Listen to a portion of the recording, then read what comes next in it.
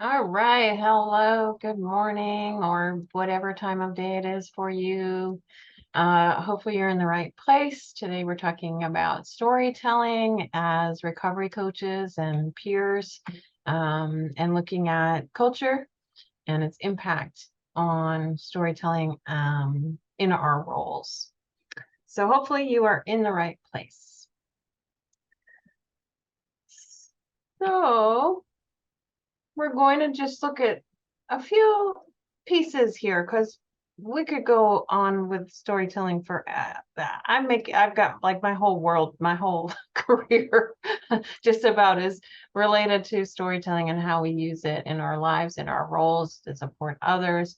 But today we're going to just explore the role of culture in storytelling.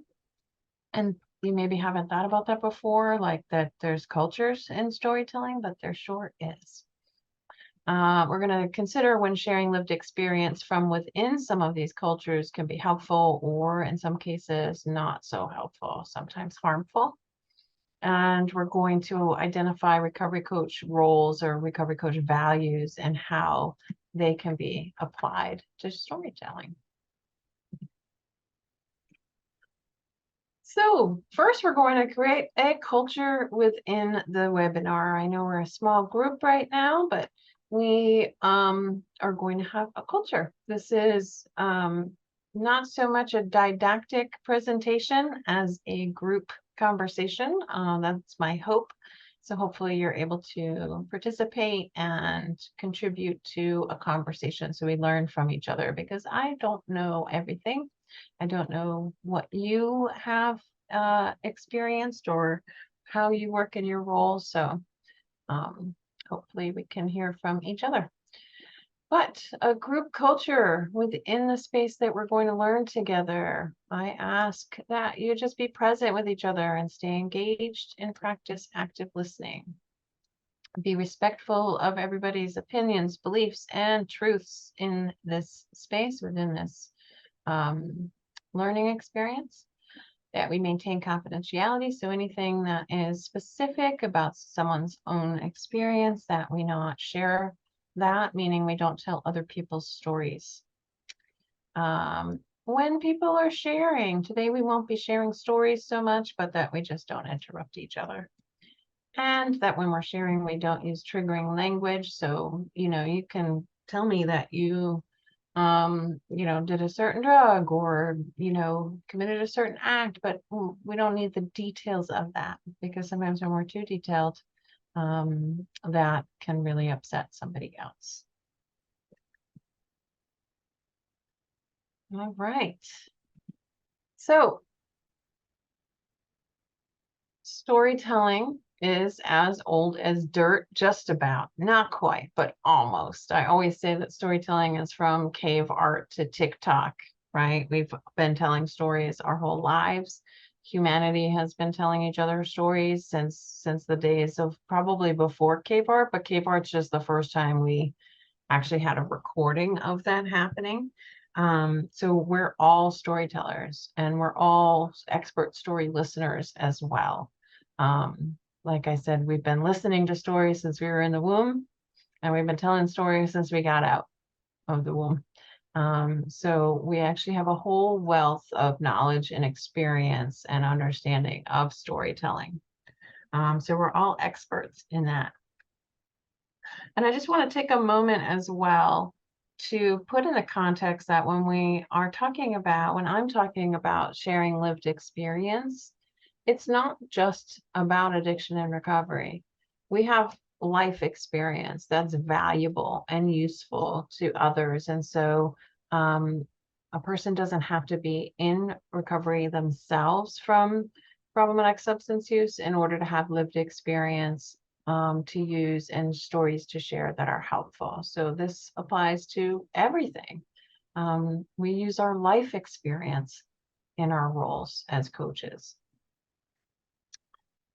So we do this all the time. We share stories all the time, all day, every day. We share stories. And in our professional roles, most of us share stories all throughout our work. And a lot of us don't think about it too much. but the reality is that stories are only as powerful as we make them, right? If we don't, if you know, our lived experience is only valuable if we have clear intention and we use it deliberately. You know, we can tell stories all day, but if we're not thinking about how we're telling them, why we're telling them, when we're telling them, right? They're only so valuable. So that's what we're going to look at today a little bit, is just how we use stories, and dig into that a little. So I'm wondering, Amanda and Amber, are you here? Are you able to participate in conversation?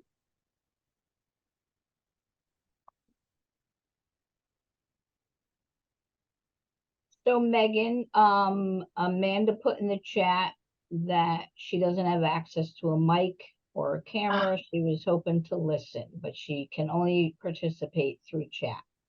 Okay, thank you for bringing that to my attention. And it looks like Amber departed. So, okay, so I don't want to just talk at you all for an hour and a half. So we'll do our best to sort of have conversations, and I'll share what I can with you about what I know. So when we think about sharing stories, you know, we think about like, when are we sharing them, right? What kind of stories do we share? Why we share them? And how we share them. And Rita, you are more than welcome to participate in the conversation, please. So, you know, when, what, why, and how. So, do you want to give an example of when you might share a story? Go ahead, Rita. Just jump in because we're a small group. I know for me that in my work running the center, I decide to share a story when I think it might be helpful to what somebody is sharing with me. If I think they need support or they need an example of how someone might navigate that particular circumstance. But if it has a positive bearing on what they're sharing, I think it might be able to help support that. Okay, awesome. Danielle, do you have any thoughts on when you share stories? Yeah, one of the one of the issues that I have is that you know, I've done advocacy for, you know, both around disability issues and medical issues, and you know, even climate stuff. And they really you know, maybe a couple decades ago, they were really pushing like telling your stories. And you know, I don't really see that it was helpful. And then on the other side is that, you know, I came out of doing actual human service work. So as a recovery coach, I'm still kind of uncomfortable telling my stories, and I'm kind of confused about the whole issue at this point, which is why I came to the thing today. Awesome. Thank you for sharing that. Yeah, we can definitely you know, we share stories for many reasons, and we'll actually talk about that in just a couple minutes. I have where we'll really dig into like, why are we doing this? What are we accomplishing with stories? So I appreciate your input on that. Amanda put in the chat, I share stories to inspire or offer hope, to connect with the person I'm serving, to let them know that I can relate. Yes. Yes. Yeah. So you know, stories are tools, right? Story is one of the tools in our toolboxes as recovery coaches, and advocacy is a huge part of us. Why I actually started working with storytelling. So and that's near and dear to my heart, Danielle. But it's a way of you know, connecting, and like I said, we'll get a little bit more into that, the specifics of that. So let's move forward. So, what do we want to accomplish with our stories? What are we looking for? I know Amanda touched on inspiring and offering hope, connecting with the person I'm serving, and letting them know that I can relate. So why else might we share stories? What is the goal? I think sometimes Meg and I have shared stories because I find that it helps me heal in my process as well. I start by telling someone else because I'm trying to connect with them and make them feel like they're not alone. But what ends up happening is I realize, wow, that was necessary for my growth process as well. So first, in some ways, it helps you as well. Yeah, beautiful.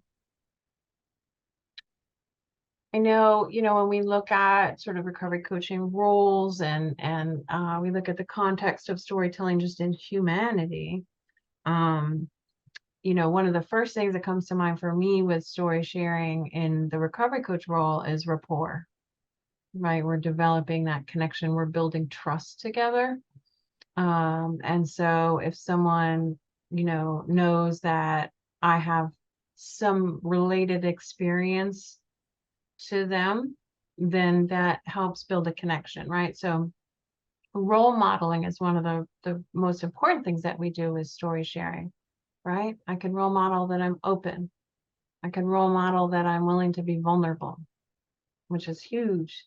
We can't learn if we don't have the vulnerability to say, I don't know, or what I've been doing isn't working, right? That's vulnerable to say, I don't know. And that's where we become teachable. And so, and also, like, if I want someone to get to know me and be able to help me, I've got to be able to open up a little and share some. So I role model vulnerability with my storytelling. I role model a willingness to be honest. Right. I role model optimism, hope. Right. These are all things that we can use to build on building that relationship. The me too, just the validation, right? By somebody sharing something with me and I can share a little piece of something similar back with them. It's a way of really validating their experience as well. Me saying, me too, I kind of know what that's like. That's a real thing. What you're naming is real. And that's another thing that we can do with sharing stories is sort of naming things. Right? A lot of times I didn't have a name for something or I didn't understand something going on with me. I hear somebody share about it themselves and I'm like, that's what that is. Thank you for naming that for me. I just didn't understand like the context or the meaning of it, right? Meaning making is one of the most important things that we do with storytelling. Storytelling is really the number one way that we find meaning. And so that's another reason to share stories. Problem solving, right? So I might share a little story. If somebody's stuck with something, I might share a little story of a time I was stuck with something and how I got through it. Right. So, but I think really that the biggest piece that sharing stories and sharing life experience brings in the role of a recovery coach is that rapport building, the trust building. I'm going to ask you to reveal a bunch of things about you. And I'm going to show you that I have a willingness to reveal things about me. That's what makes us different. That's what's so specific to this role, that is different from clinical and other modalities. My doctor never tells me anything about her health, ever. She asks me very personal questions and she never offers anything back. So I trust her, but to a degree. And then what story are you tapping into my electronic medical record about me without me, right? As I'm answering your question. So, that piece that we bring to the role is really powerful.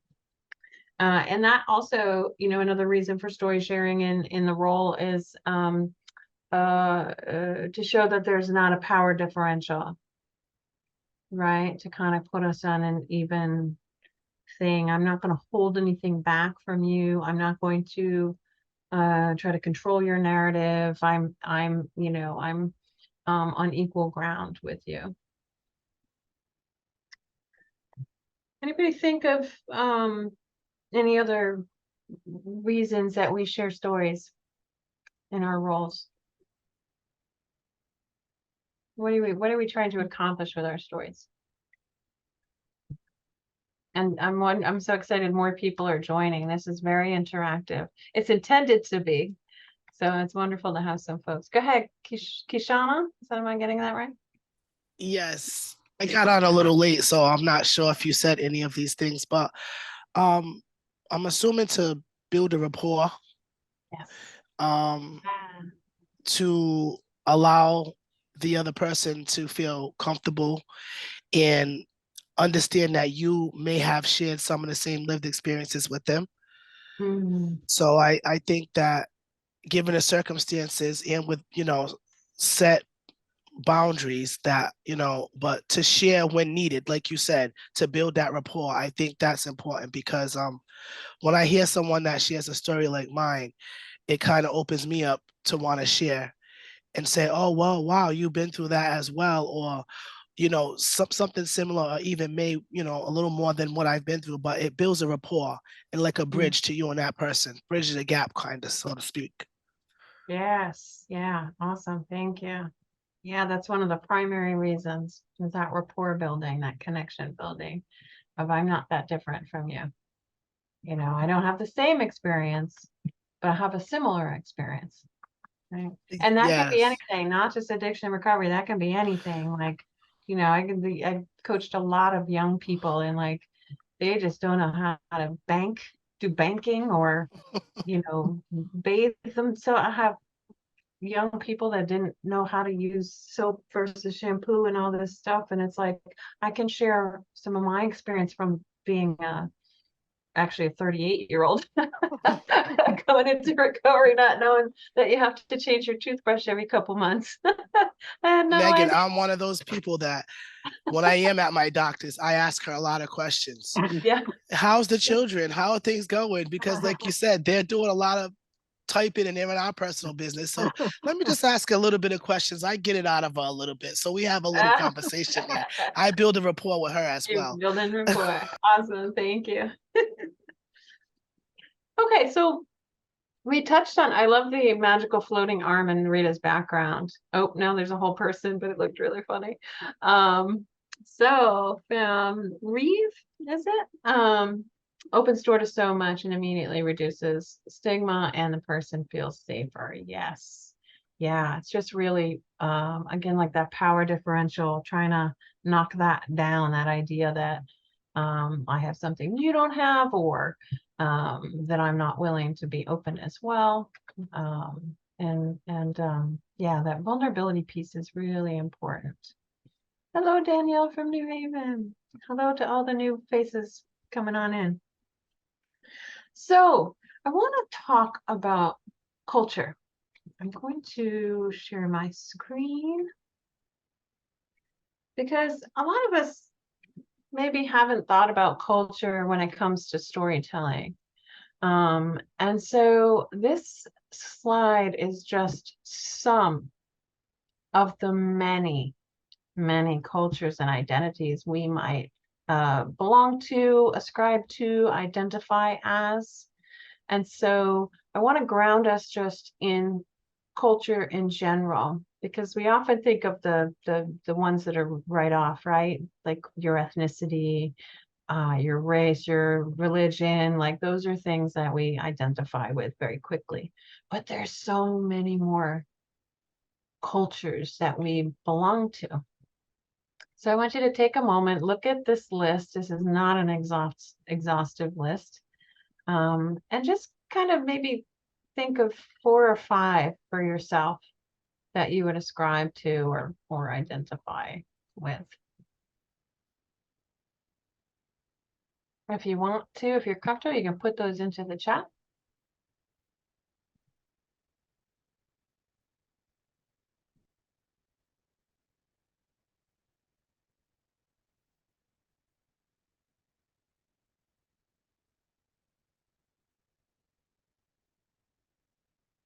I don't know if anybody else identifies like in incarceration, like, as somebody who's been involved in the criminal justice system and has been incarcerated a lot. Like that's a whole culture of folks that when I see other folks or talk to other folks who've been incarcerated, there's like like there's a knowing, right?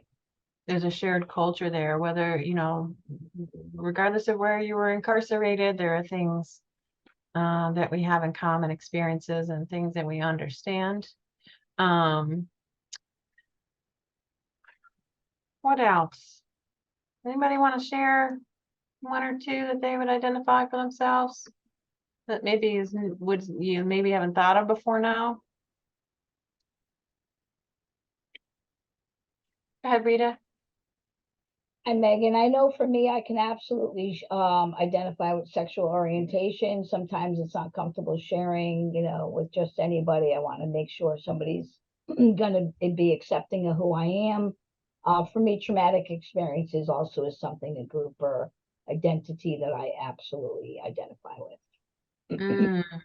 Thank you. And I know for myself that like other people who have had trauma like mine, again, there's a culture around it. There just is, of knowing what it is to have experienced trauma.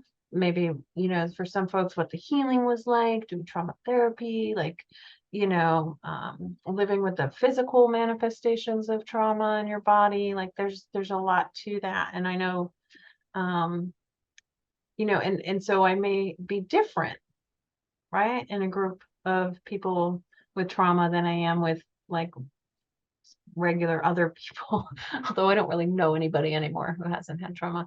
But and I think about that with sexual orientation, right? So I'm queer, and so when I'm in a all or mostly queer space, I'm a little different. I get there's a little flair and a little piece there that when I'm walking through the rest of the world, I don't always have out, right? So there's a lot of different cultures we might belong to. I was married to an undocumented man for 12 years. And so, living as an undocumented person in the US for that long, it was a whole thing. Like that's a whole thing. And people who are undocumented or have lived undocumented in the US, or have loved ones or whatever, there's an understanding, a shared understanding. So when we think about, we have all these cultures, right? And I'm missing the chat. Let me catch up on the chat here. So yes, so sexual orientation, hobbies and activities, right? Like sportsing. I am not a sportsy person, but I know some like trash talk on the basketball court. Like that's a whole culture, right? I live like right along where the basketball courts are. That's a whole culture. Recovery pathway, old boomer. Yep. Traumatic experiences, environment and neighborhood, hobbies, family, ethnicities, peer clinician role. How many, like, you get the clinicians and the peers, like there's a whole culture. There's a whole different, and for the folks who wear both hats, God bless you. I don't know, but so there's you sort of move through two worlds, right? There, and we hold fiercely to, I think of the peers especially, we hold fiercely to our role and our loyalty to the role of peers, right? Drug and alcohol lifestyle, incarceration, unlawful activity, traumatic experiences, environment, generation age. Thank you. Trauma around loss and grief. Oof, that's a whole nother one too. If you're in the sort of the unfortunate club of having lost somebody incredibly close to you, until that happened to me, I wasn't familiar with that experience. So we've got all these cultures. So how do these impact our storytelling? How does culture impact our story sharing?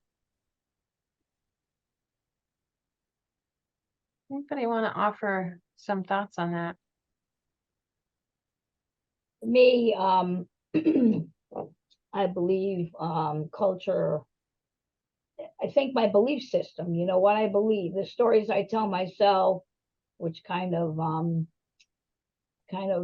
make me put up walls or not share certain things. And I think it kind of affects my story, you know, if I'm embarrassed or ashamed, or I think you're going to show shame on me. So it's the belief systems in my head. I think, you know, it really, all the things you listed here, values, messaging, language, it really kind of affects all of that, right? My culture. Am I welcome to tell my story about my sexual orientation in a room full of straight people? You know, what is my belief system around that, and how is that going to impact the way that I want to tell my story? It's so just some thoughts on my end, Megan. Yes, thank you, Rita. Very true. Hi, I'm Hi. Kevin. I'm Kevin. Hey, Kevin. I was looking at the list and I was looking at incarceration in the law, and spent a lot of time in the system. And that's a culture that is an indoctrination. What I mean is an indoctrinated culture, and it's a culture of survival, not a culture of living. So when I started doing this work and reaching out to others that had similar experiences, you know, even in um the activity of lawlessness, or so to speak, that culture is an indoctrination. There's certain rules and regulations that you live by and things that you don't know, but it's a survival culture. It's the survival of the fittest, especially in the environment. And then when I realized how grateful I have been over those many decades that I spent inside, what it offered me, now I can tell the difference between survival living, indoctrination, education, and how I take those things and impact other people's life, you know, and how to tell it and how to cherry pick that story and pass that story on. So it's an indoctrination, and then to be able to survive it and understand when I'm crossing the street or I'm going into a restaurant or a grocery store, and there's certain rules in that environment and I can live in that environment. Opposed to I go in, I buy something, I pay for my food, I go to checkout, I go to customer service, or I go to the bank. These things are living. I'm not going in the bank to rob it. I'm not going in the store to steal something. So that culture and that behavior is different. The indoctrination is very different.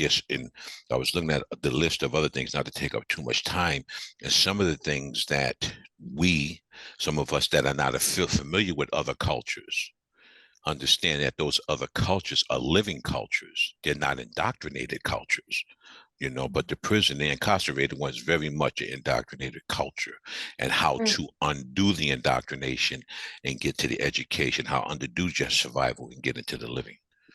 Okay. Thank you. Yeah. And you know, and thinking about how that impacts, right, how you tell stories. Like for me, when I think about incarceration and I think about storytelling, I think about that when we're incarcerated, we have none of the outside stuff, right? We don't have an attractive significant other. We don't have a job. We don't have money. We don't have possessions. We don't have all this outside stuff that sort of forms our identity. And so I had nothing but the stories I could tell.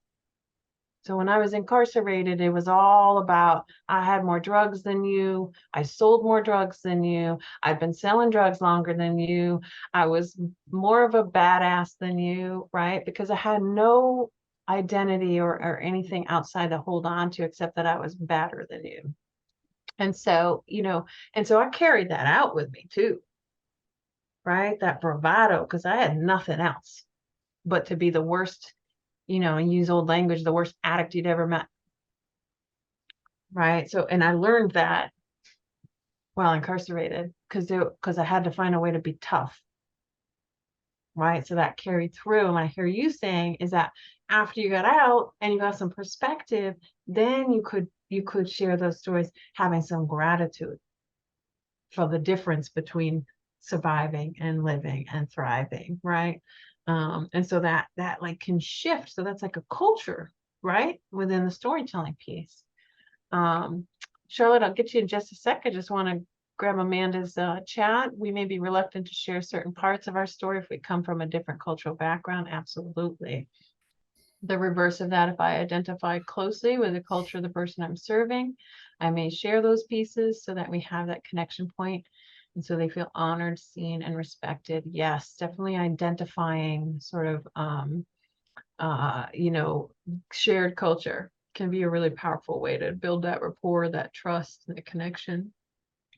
Just like Kevin, right? If you're working with folks who have been incarcerated, there's like that instant piece there when you share a little bit of knowing what that experience is like.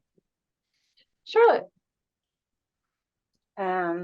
Mine's a little different because in the job that I'm in, I'm trying to talk to people who've never even been associated with anybody in addiction a lot, and trying to get them to understand what we're going through. And I agree with Kevin a lot about everything that I've been through, my addiction, and sometimes I have to watch sort of what I say. Like Amanda was just talking about, maybe not sharing exact things, but it all, incarceration, addiction, all of that stuff led me to be able to pick out after the fact, using their perspective and gaining that. It allowed me to pick out, I don't know, highlights and things that are valuable, that matter to people, that, I don't know, that just make more sense after you've been through. Like if I see a lot of people and I read a lot of things that they try so hard to explain it. They have really good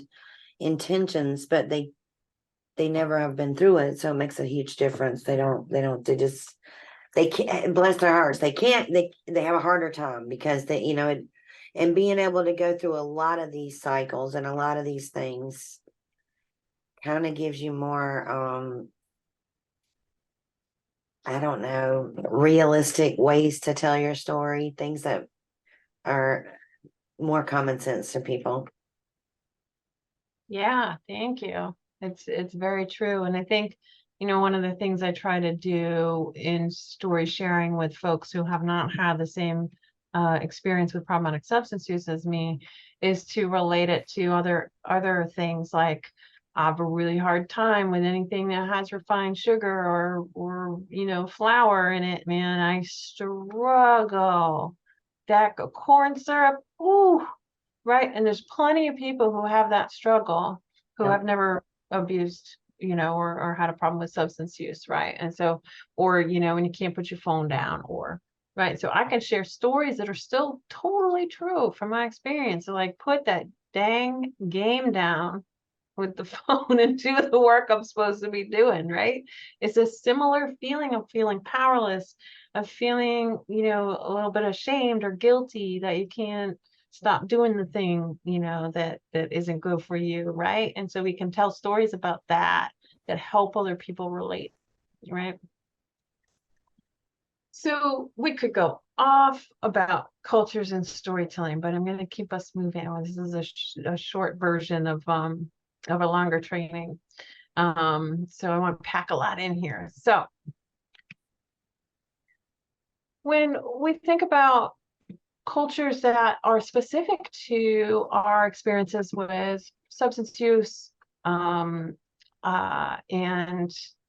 recovery, there are some cultures that are kind of prominent in addiction and recovery. And so I wanted to touch on these a little bit and think about that many of us may belong to some or even all of these.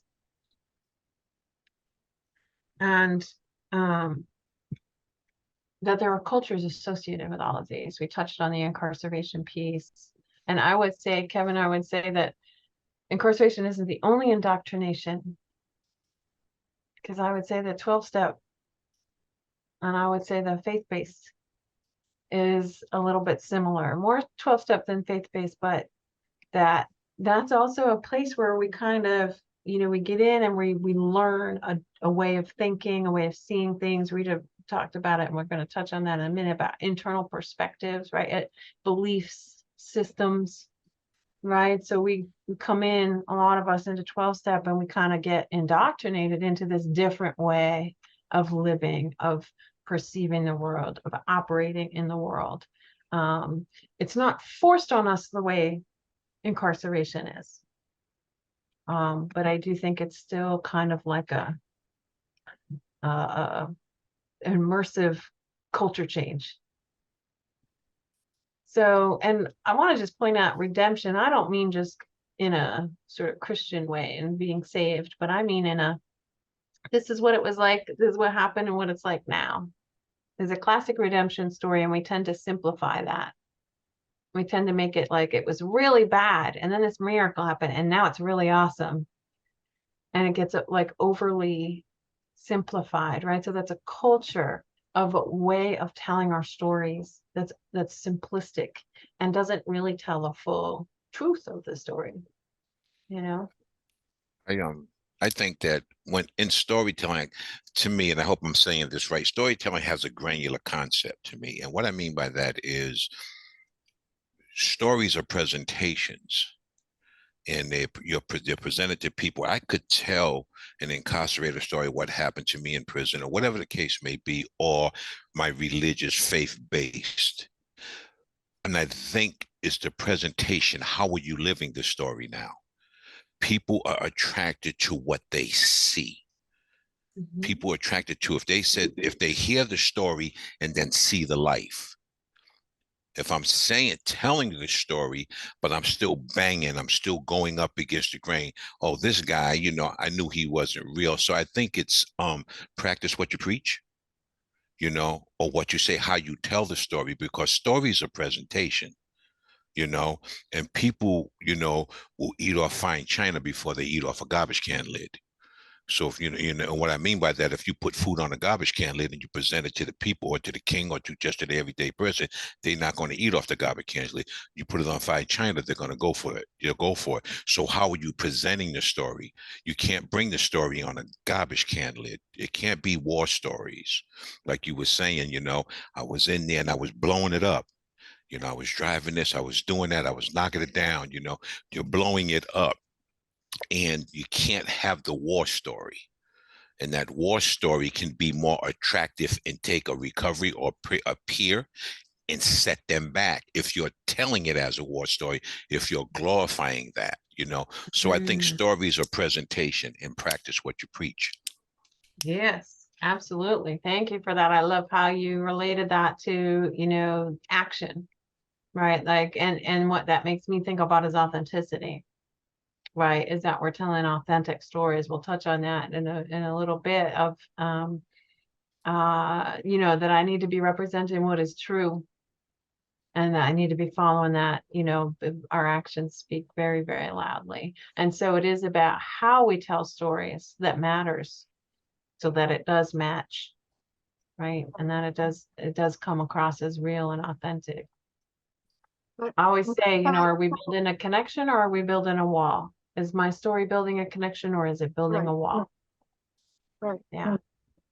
I mean, I think that the issue of doing no harm also is the other side of your redemption story. I mean, my recovery was actually in a lot of ways harder than my addiction years. And I was homeless and in the hospital a lot. And the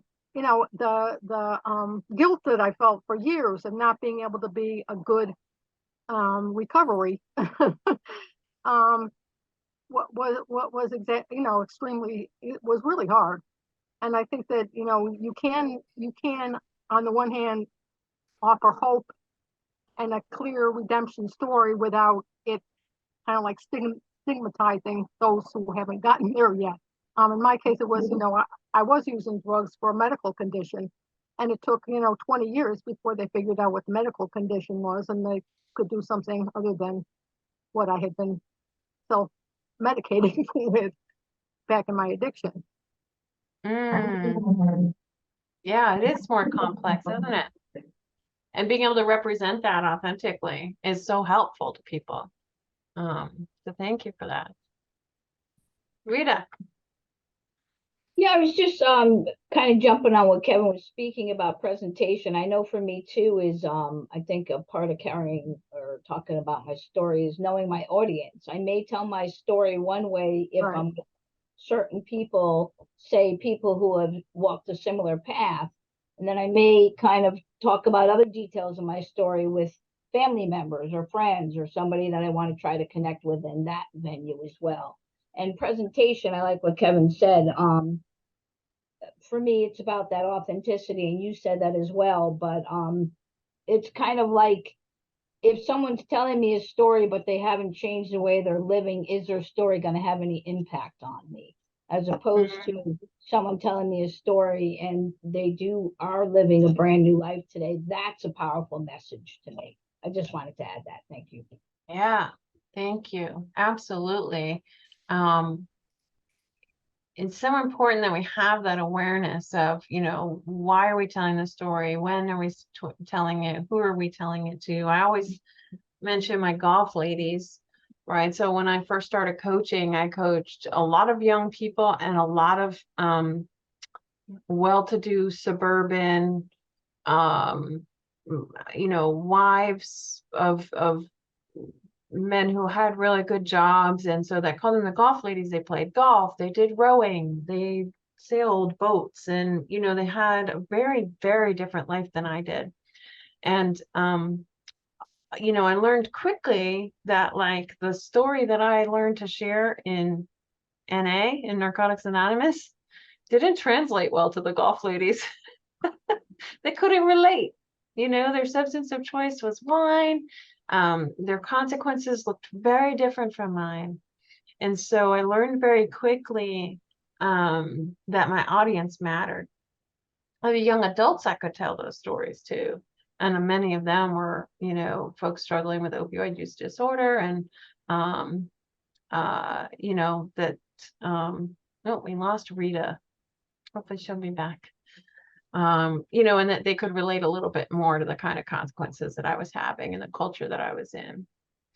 But let's take a minute to look at, so that was sort of external cultures. These are internal cultures, right? And the two are related. We get these internal pieces often from the external cultures that we're participating in or that we were raised in. I know for me, I was, raised Irish American and Catholic Episcopalian. On weekends when I spent with my dad, went to Catholic church, and the weekends with my mom, I went to Episcopal church. And in both of those places, I learned a lot about shame and guilt. And so, shame was and guilt were places that I told my stories from for a really long time. There can be good ones too, optimism or compassion. But taking a moment to sort of think, what are some of my internal places that I might be coming from? And if anybody wants to share on that.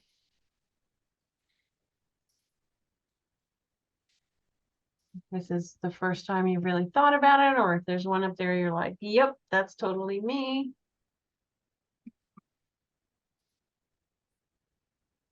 I think mine was more like guilt, but I said guilt. Guilt. Yeah. Thank you. Mine's Anybody- coming from hope. Good.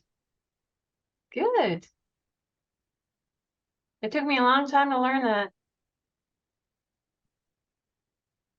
Mine's, Go ahead, Sarah, Kevin. excuse me.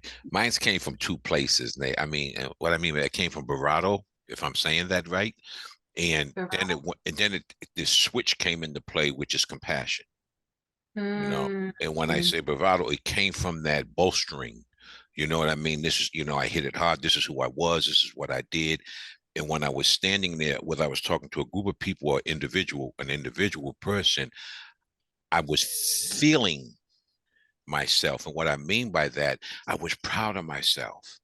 So when I came from the bravado sense, yeah, I was there, I did it, I was in SEG for so many years, I did all this, boom, and then that compassion would come in. So there was a stance of internal bravado, that machoism, you know, especially pertaining on the audience.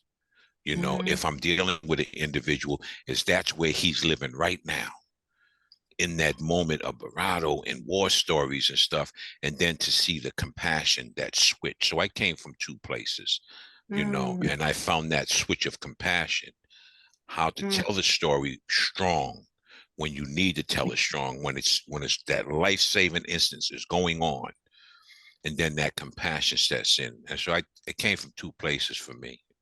Wonderful. Yeah. And this shifts for us most, we have different spaces and places in which we come from different, different perspectives. Like, I was in a theater troupe and we would go into schools all the time and put on a show before actors were all in recovery, and then we'd tell our stories afterwards, and then the students could ask us questions. And so we went into lots of well-to-do suburban schools. We went into lots of all kinds of schools, diverse schools, urban schools, and all of this. But then we did a show at a jail with incarcerated folks. And the way that I told my story, apparently, was really different, because the other actors in the show afterwards they were like, what was that? And I was like, what? And of course I was like, what? And they're like, you told your story completely different. I'm like, what are you talking about? I had this whole demeanor switch, because I was like, oh, I'm in a different culture. I know this culture. This culture is a part of me. And it was like I switched back, right, when I shared my story that way. And it was really eye-opening for me when they kind of like called me on that and said, what was that about? And I was like, oh my gosh. My language changed, my mannerisms changed, my sort of attitude changed. It's very interesting. Like, yeah, Amanda, from a survivor standpoint, right? For me, culture of scarcity, right? Growing up without money and then living my whole adult life without money, because I was, in struggling with my substance use and mental health and everything, that always believing there would never be enough. And that came through in my storytelling. I'm still working on that one. I still struggle with that one. All right, so let's look at this next piece. So we've kind of talked about, some places that we might be coming from and some switches. Kevin was talking about like having that shift from one to another.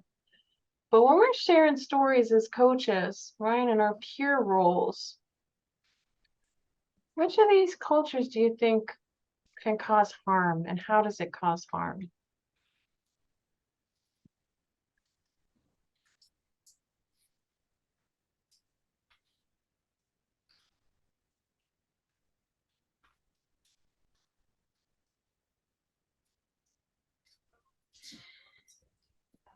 Hey, Kevin, you mean all the culture things that we just talked about, like the incarceration or sexuality? You mean all those subcultures? How they everything, recovery pathways, your faith beliefs, anything. how they have the potential to cause harm? Yeah. Well, I guess they can shine a light on the shame and stigma around addiction, or I don't know. I'd love to hear other people's thoughts on this.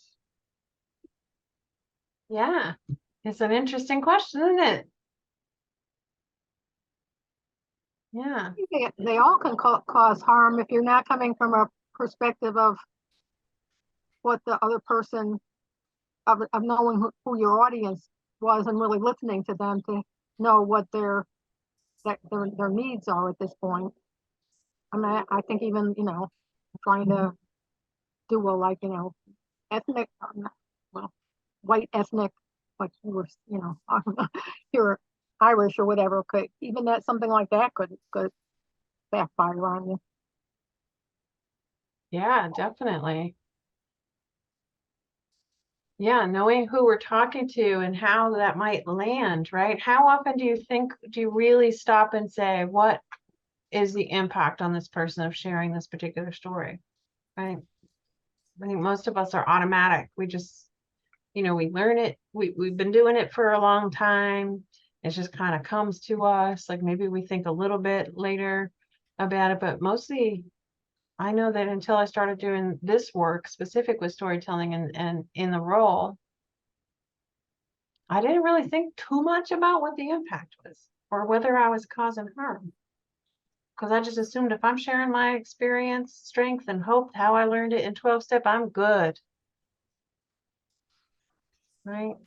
Because that's where I learned to tell stories for this purpose, was in 12-step.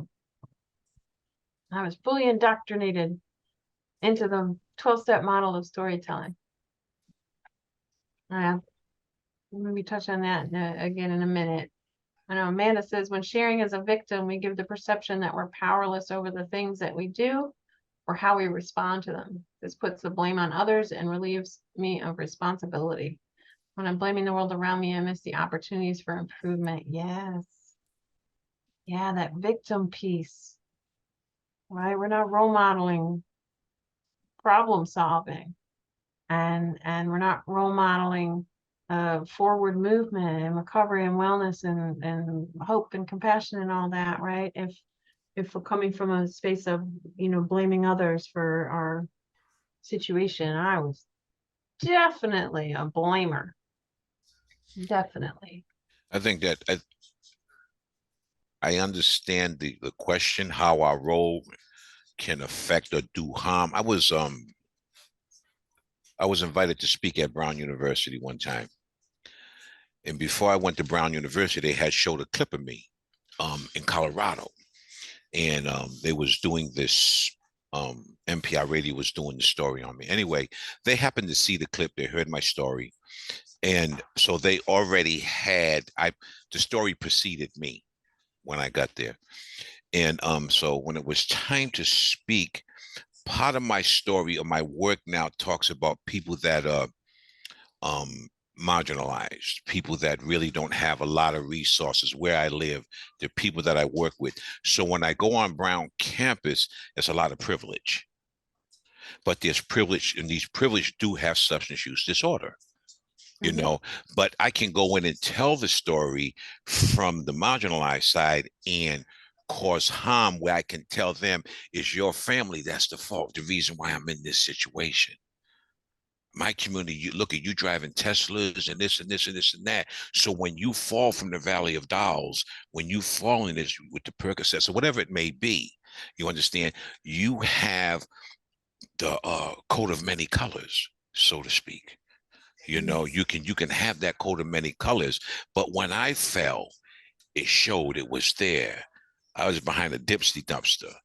You didn't come there to help me. You didn't come there to do this. You understand? So it can do harm in a lot of different ways. I don't know which ones in the class were had a substance use disorder or anything, but I do know wherever I go, whether I'm going into Brown University or I'm downtown here, right in the center of the city where things are very high and very active, I do understand the fact that the compassion must always come into play with your audience and for yourself. Have compassion with yourself. Once you do that and you can demonstrate that compassion to others, they'll see it. They'll see the strength. You know what I mean? But you got to be very careful one-on-one or in audience when you're talking to more than one person, how you do that. And you got to know how to lay hands, so to speak, and when to lay hands, you know. But yeah, when I was reading that, it can do harm, not just to a peer. It can do harm to people that you're talking to that are just listening. You know, so it's the skill is it's a skilled thing that you really have to develop when you're telling that story. If I'm making sense, please forgive me. But yeah. Yeah, absolutely. Yeah, I think, you're the point you made in the beginning, really, of like, you can go in and tell that story of like, y'all did this to me, or you're making it worse, or it's different, this way, that you're building that wall, right? Instead of building a connection of like, let's be on a human level and just say we both know what it is to be powerless. We Right. both know what it is to struggle. We both know what it is to not feel like you have help, right? So that's coming from a place of just being a human, right? And so that's going to build that wall more than, and build that connection more than that wall. So but you can go in another place, or you might be talking to someone else who has more similar experiences as you, and be real with that and share a story that comes more from that place that can also be true, right? And Right. so it's knowing when and what to share and where you're coming from and your perspectives. Yeah. Awesome. In the chat, Rita, harmful if we're not being authentic in our presentation of our stories. People know. People know. We're going to switch gears in a couple minutes. I'm going to talk about authenticity. I'm big about authenticity, but people know if we're not being genuine. You know, if we're trying to put on a story instead of share an experience, right? We could be pushing buttons for people who may not ready yet. Man, I am so down to talk about a bunch of stuff that you may not be ready to hear. I'll talk about my trauma all day long. I got no problem talking about my trauma. And that might be something that somebody's not ready to look at for themselves. Right? So coming from like trauma culture, right? Or what some would call trauma porn. Right, where we just love to just be so gnarly and like, oh, it's so bad, it was so, you know, and that might not be that may be really alienating somebody. That's building a wall because they're like, whoa, I'm not ready to see that in you because I'm not ready to see that in me. Right. Valerie Kaur she wrote this book, See No Stranger. She's an activist and a storyteller, and wonderful book. Highly recommend. See No Strangers. And she says, you are a part of me I do not yet know. You are a part of me that I do not yet know. And so that can be a beautiful thing in learning about myself through you and seeing you for who you are. But that can also be that you may be representing something that I don't know yet about myself, or I'm not ready to see yet about myself. So sharing too much too soon, or just too much period, can be really harmful for folks. It can shut them right down. Charlotte, I work in prevention and with a lot of youth. I have to really be careful about how the story is told. I work with young people a lot too, and that's a very different culture. Yeah, so can you just tell me like what it is that you have to be careful with? Well, a lot of times when I go to the schools, the teachers, they want to have people with lived experience that really aren't connected to me. They know them personally. So I don't really have, I don't really have control over what they say or anything like that. And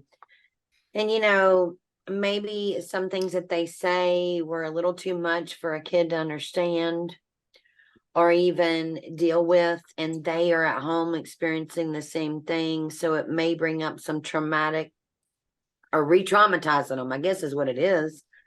And I've just seen many times when the kids will have to, leave crying the room, and it's just like, oh gosh, it's just too much because they don't even know how to handle it anyway. And what I guess they're visualizing their own issues at home. And then I've had some of them come up to me and talk about, just let it out. I guess they've never really talked to anybody about it, about what can they do. And they're so upset because they're trying to save their whole family. It's just hard. Yeah, thank you for bringing that up. And I don't want to because that's something I'm very passionate about. And I'm just going to just say, very briefly about it because I want to get to the good of how we can do the good stuff.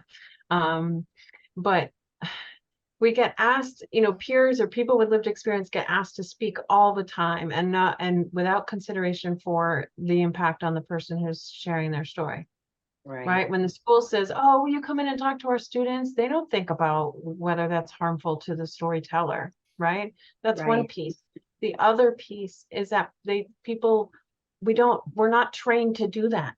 Right. So we're walking into a school of hundreds of students. We're speaking to hundreds of students having no training in how to avoid harmful storytelling, and how to be trauma informed in your storytelling, and how to create a space that it's, that is conducive to wellness instead of triggering people or upsetting people or carrying messages that aren't helpful. Like, we really need to learn how to share our stories effectively, both in public and in spaces, and especially with young people. And I think it's just such a shame that so many people go into schools.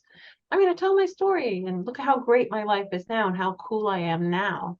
That's kind of attractive, Yeah. right? Oh, recovery, that's cool. Like, it's okay to, it's just a whole thing. So I'm gonna leave that one there. And The use you. of peers I- and youth prevention is like, it's amazing if it's done well. Yeah. And I think intentions, I have to be careful of my intent when I tell the story. Real quickly, I was in a situation where individual needed medical assistance.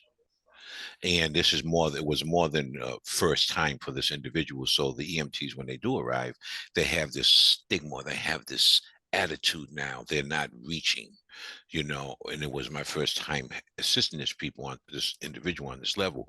But I knew the presentation of the EMTs, what's this going to be? This person really does not have no value.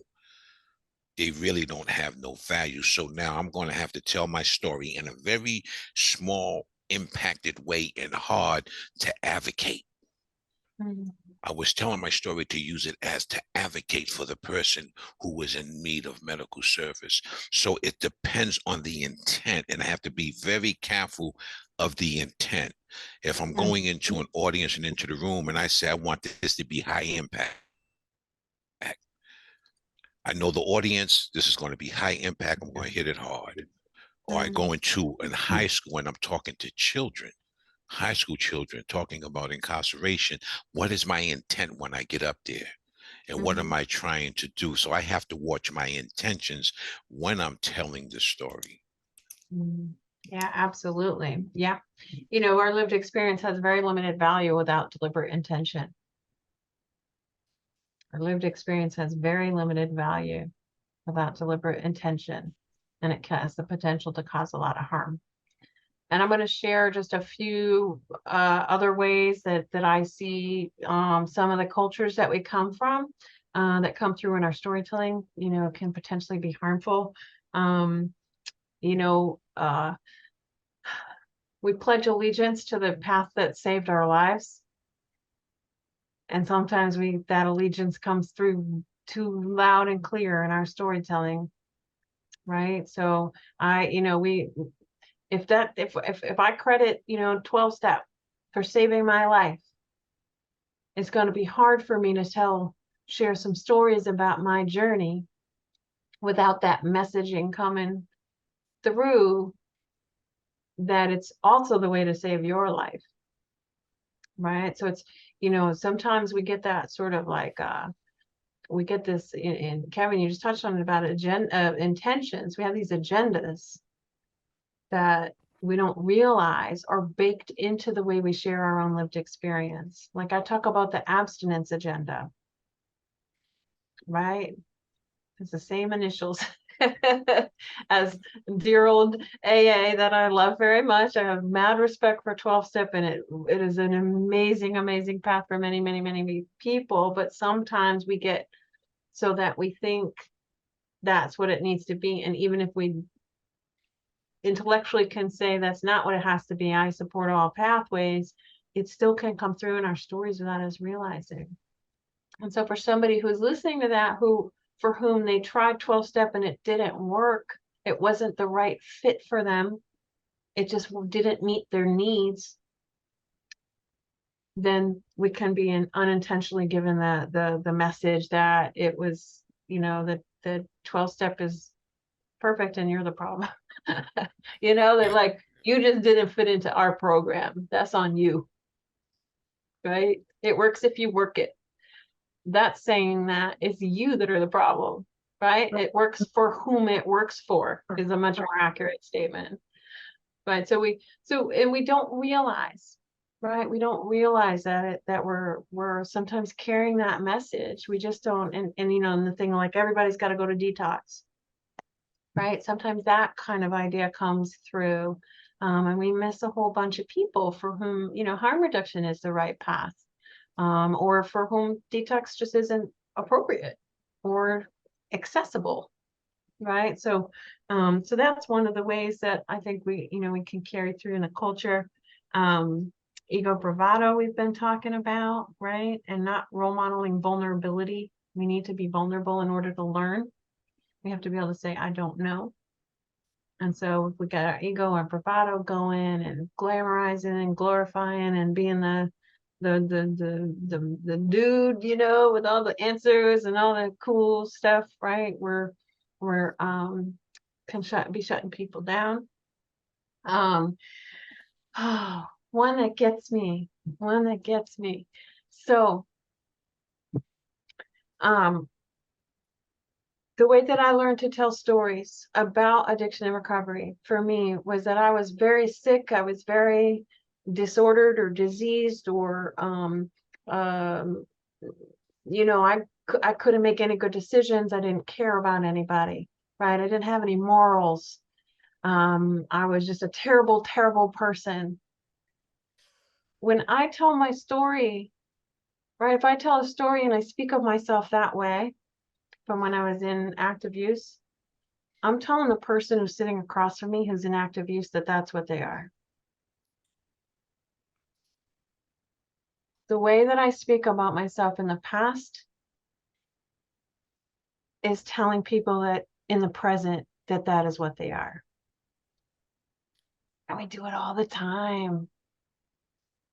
You know, we do it all the time. I used to talk about that woman who was, you know, 5 months pregnant on methadone in jail, looking with no bail, looking at 2 years in prison.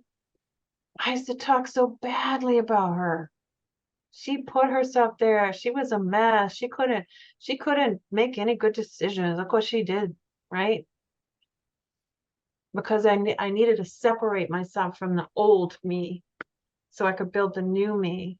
But I don't need to keep talking about myself that way, because for every woman who's sitting in jail pregnant, they're hearing the message that they're no good, that it's their fault that they're there, that they're terrible moms. I used to say I was a terrible mom.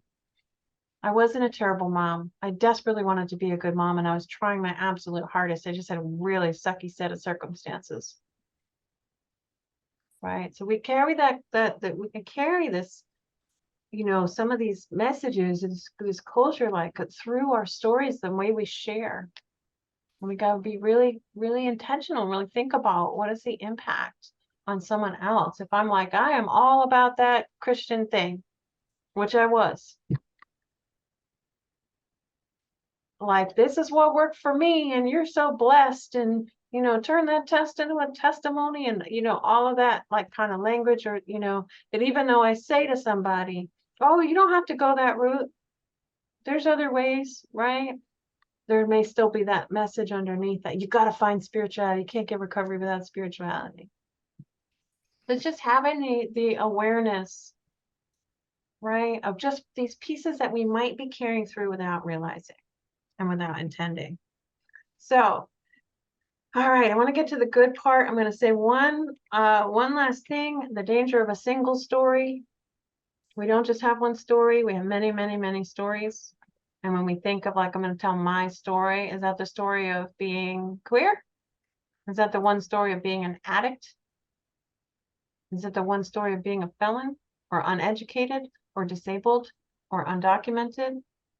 Right? We got to watch ourselves that we're not just sort of having these single stories, because it conveys the idea that we are defined by these stories.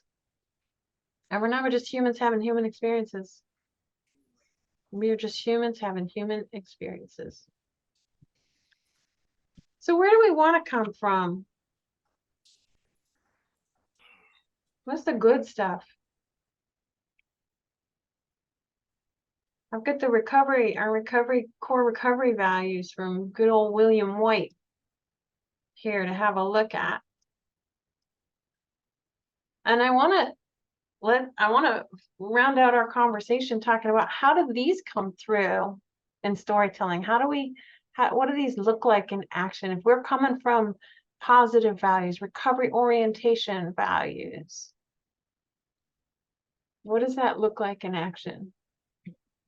Megan, I want to use something I think I learned back in your storytelling workshop a couple of years ago, just the other day, is I want to tell my story today from my scar, not from my wound.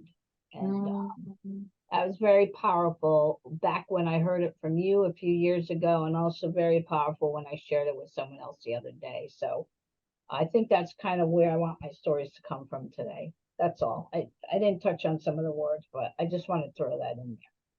Yeah, thank you for that. I should probably put that into this presentation. I sometimes forget the stuff that I've been saying so long that I didn't think to include it. But yeah, tell from your scars and not from your wounds. Right? If we're telling from an open sore, we're maybe not carrying these values forward. We're coming from a place of woundedness.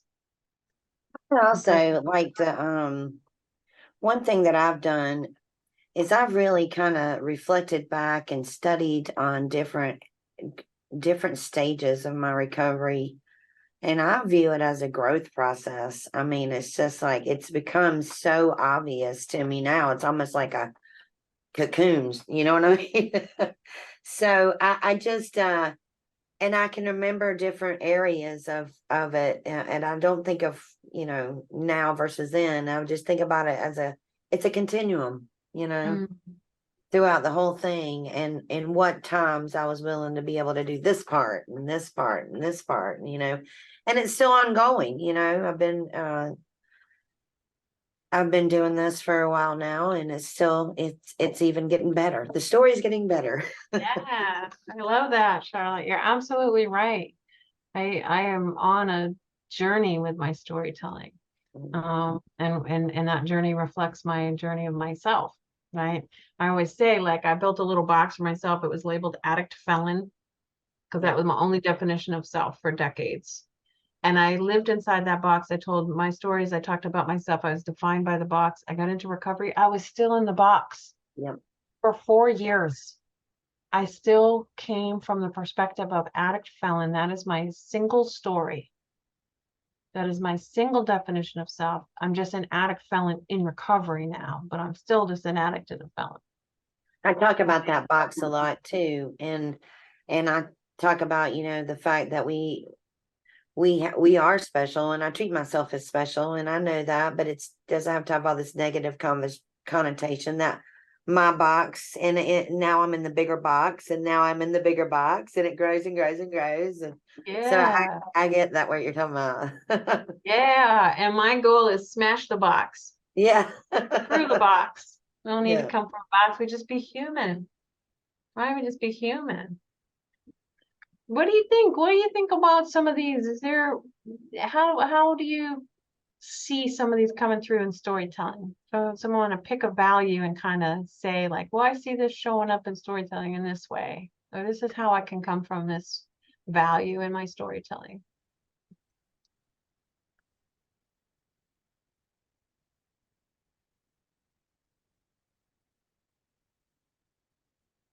You know, Kevin named gratitude earlier.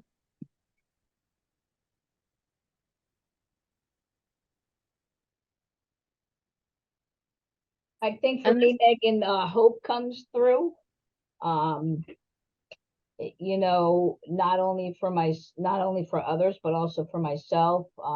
Having that box, the size of that box change, or the contents change till I get to that place where that box is gone. I think it's a message of hope to others and to myself, and not having to do it my way, but to know that recovery is possible, whatever way they find. So hope is a big one for me. Awesome. Thank you.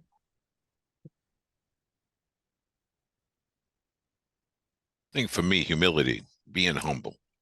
I think that's for me. I mean, there's so much to pick from. It's a good tree to pick from. So, I mean, it's just, I mean, it's like, wow, you know, I hope that somewhere in my space, I got the gratitude, service, recovery, use of self. I think but humility, because I used to be a very arrogant, that word, that arrogance, So I think the humility and being able to,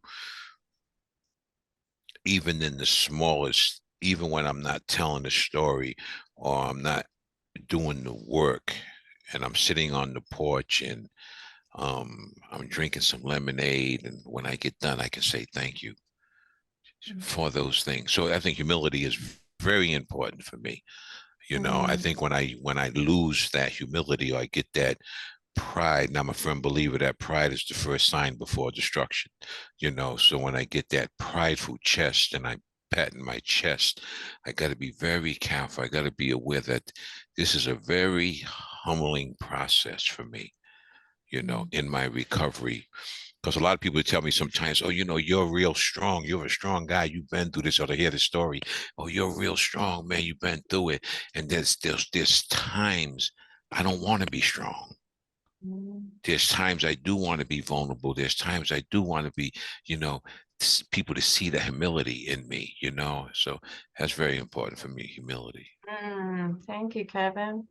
Yeah, and I think about humility with the stories, and the way it comes through in stories is like, I might be telling you how, like, where I came from and where I am, whether it be within one small issue or within the bigger journey, like whatever that is, but that I'm telling it, giving credit where it's due to others, other forces or other people, and also taking credit for my role in it too. Right. So I can share, like, hey, this is how I overcame this thing. I'm so glad I had these pieces. I'm so glad this person stood by me, or this person gave me a lift up, in a certain area. But I'm so glad I had the perseverance to get through it. Right. It's keeping that, like, that balance, right, of how it comes through. I love that piece.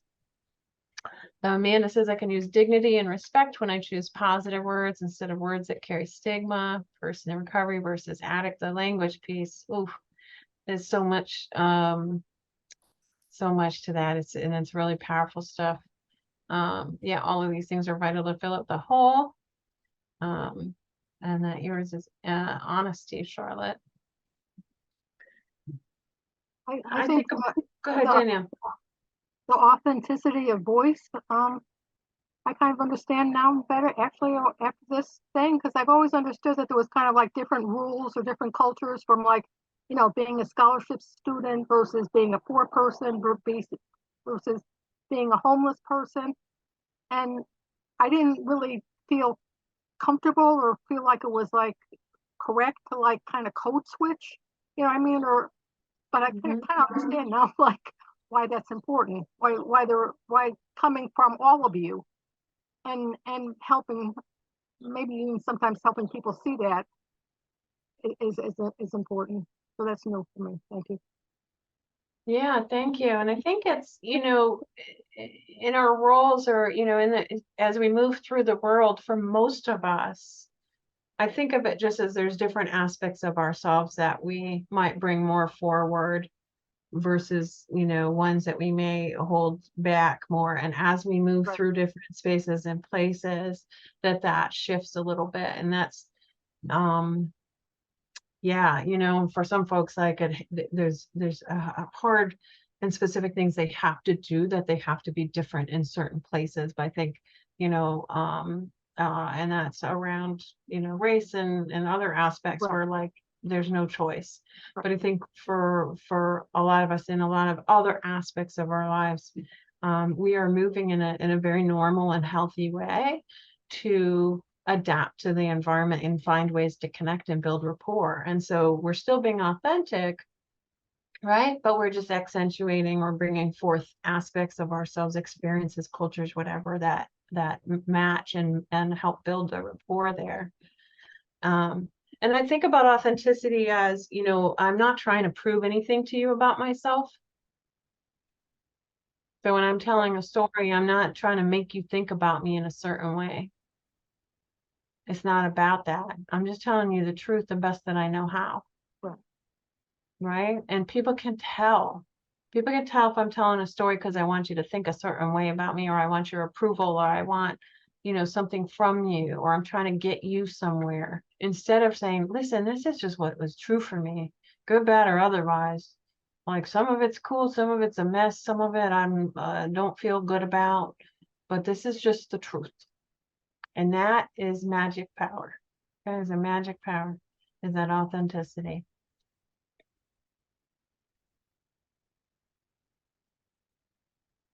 Another one off this list I like a lot, dignity and respect. And that goes back to me talking about how I talk about myself. Right? If I don't talk about myself in a dignified and respectful manner, then how can you expect me to treat you with dignity and respect? Especially when I'm talking about struggle. Right? I can be talking about something I've struggled with, and I can be just crapping all over myself, and you're in that struggle. I got to treat myself with dignity, and that has to come through that belief that I have dignity and that I am worthy of respect, because it's going to get conveyed to the person that I'm sharing with.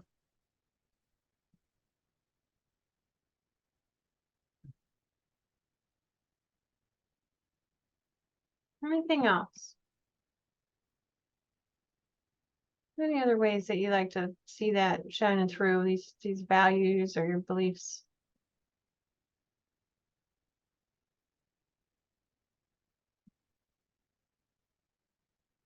Or just takeaways? What are you thinking about? What did this make you think? What did it make you think about? What are you kind of chewing on?